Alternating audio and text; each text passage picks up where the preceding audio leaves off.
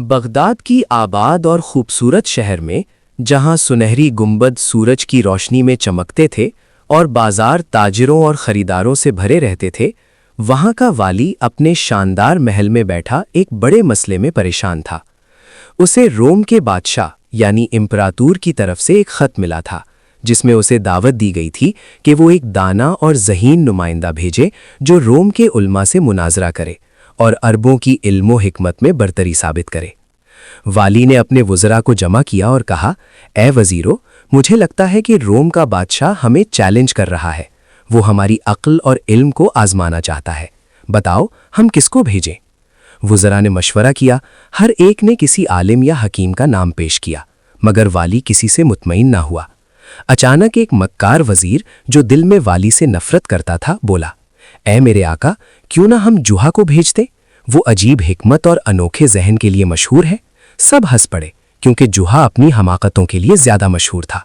लेकिन वजीर ने इसरार किया, वो ऐसा शख्स है जिससे कुछ तवक्को नहीं की जाती, शायद सबको हैरान कर दे, और अगर नाकाम हुआ तो हमें इल्जाम भी नहीं दिया जाएगा। वाली ने सोचा और कहा, ठीक है, जुहा को बुलाओ। जुहा अपने बूढ़े गधे पर सवार महल पहुंचा।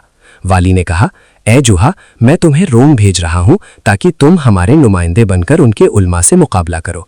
जुहा खुश होकर बोला, मैं उन्हें पछताने पर मजबूर कर दूंगा, लेकिन मेरी एक शर्त है। वाली ने पूछा, क्या शर्त? जुहा बोला, मैं अपना गधा साथ ले जाऊंगा। वाली हंस पड़ा, ले जाओ और जो चाहो साथ ले जाओ। अगले दिन जुहा काफिले के साथ रवाना हुआ। रास्ते में एक गांव में रुका और खान में जा बैठा। ताजिरों से कहा, मेरे पास दुनिया की सबसे कीमती चीज है। उन्होंने पूछा, क्या? जुहा बोला, हिकमत। मैं रोम जा रहा हूं इसे बेचने।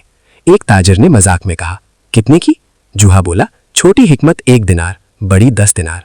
ताजिर ने 1 दिनार दिया। जुहा ने कहा, गर्मी में ठंडा पानी पीने से बचो। ताजिर गुस्सा हुआ, मगर जुहा बोला, कितने लोग इससे मर जाते हैं, मगर तुमने सिर्फ छोटी हिकमत खरीदी। जब जुहा रोम पहुंचा तो उसके गधे पर सवार होने पर सिपाही हंसे। जुहा ने कहा, मेरा गधा तुम्हारे आधे उल्मा से ज्यादा समझदार है। महल पहुंचकर वजीर से शर्त लगाई कि वो मछलियों को उड़ा सकता है। उसने रोटी फेंकी, परिंदे आए और मछलियां उठा ले गए। जुहा बोला, देखो मछलियां उड़ रही हैं। वजीर को 100 दिनार देने पड़े।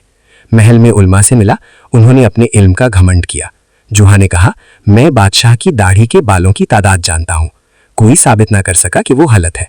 बादशाह के सामने जुहा ने एक आईना बतौर तोहफा पेश किया और कहा, यह वो चीज है जो किसी और के पास नहीं, आपकी अपनी तस्वीर। बादशाह मुतासिर हुआ। मुनाजरे में सवाल, आसमान में कितने सितारे हैं? जवाब, इतने जितने मेरे थैले में कंकर है।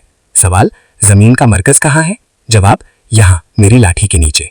सवाल, हक और बातिल में फर्क? 4 उंगलियां, यानी आंख और कान का फासला। जुहा ने भी सवाल किया, मेरे गधे की दुम में कितने बाल हैं? उल्मा जवाब ना दे सके। अगले दिन नामुमकिन काम दिए गए। पत्थर को बोलना। जुहा ने कहा, तुम खुद मानते हो कि ये नहीं बोल सकता। पानी को सोना बनाना। उसने पानी से पौधा जिंदा कर दिया। सितारा लाना। सीढ़ी बनाने को कहा। जुहा ने अपने गधे को हिसाब सिखाकर सबको हैरान कर दिया। आखिरी दिन साजिश हुई, मगर जुहा ने चाल समझ ली। सवाल 1, बादशाह क्या कर रहा है? हमें सुन रहा है। सही। सवाल 2, वो क्या सोच रहा है?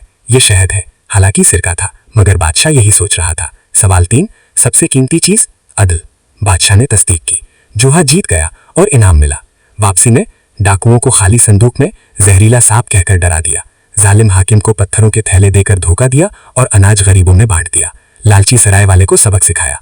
आखिरकार जुहा बगदाद वापस आया, कामयाब, इज्जत के साथ, और ये साबित करते हुए कि असल ताकत अक्ल, हिकमत और हाजिर दिमागी में होती है।